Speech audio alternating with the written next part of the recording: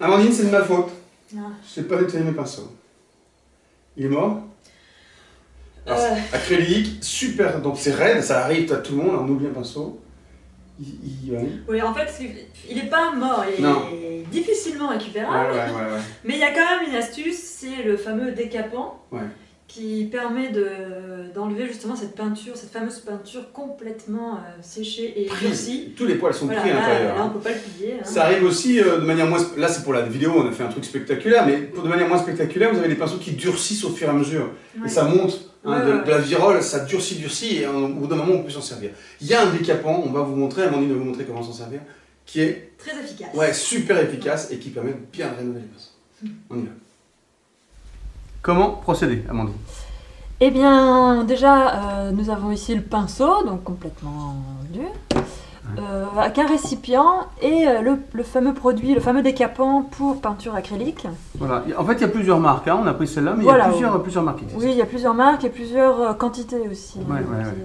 Des petits conditionnements, des gros. Donc on va en verser, il n'y a pas besoin de beaucoup de très grande quantité, hein, juste en fait, la longueur du poil forcément. Et on va en verser dans le récipient et il faut ensuite attendre à peu près environ 1 heure. Voilà, si jamais c'est pas assez, il suffit de rallonger. Voilà. Ok.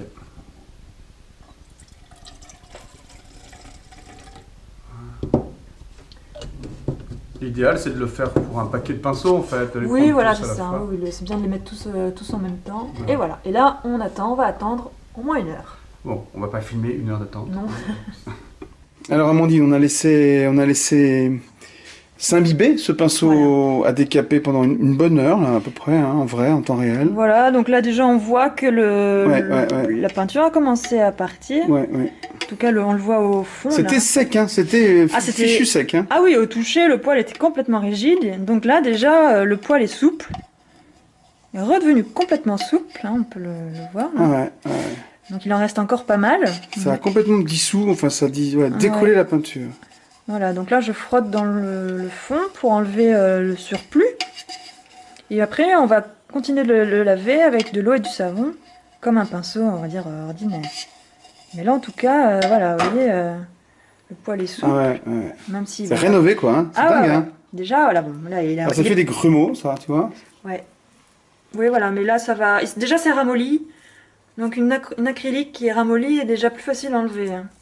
Voilà, donc du coup, maintenant, les poils sont redevenus souples. Par contre, vous voyez, ils sont vraiment pas propres. Non. Donc on va continuer avec de l'eau et du savon. Là, on reprend le principe... Voilà, on va prendre un savon ordinaire, un savon de Marseille. Là, en l'occurrence, c'est un savon spécial artiste, parce qu'il nettoie vraiment efficacement. Et on fait comme le brossage habituel, c'est-à-dire qu'on frotte bien de tous les côtés et ensuite on pivote le pinceau sur lui-même sans trop forcer. On exerce une pression, mais on va pas plier le poil, attention, hein, pas l'abîmer. Voilà, et là on crée une alvéole, hein, on peut dire. Pour que le savon pénètre vraiment bien à l'intérieur, jusqu'à la virole. On voit que finalement ça devient propre, hein. L'eau est encore légèrement bleutée, donc on va continuer jusqu'à ce que l'eau redevienne en tout cas totalement transparente, c'est-à-dire que c'est à ce moment-là que le pinceau sera vraiment propre. Voilà.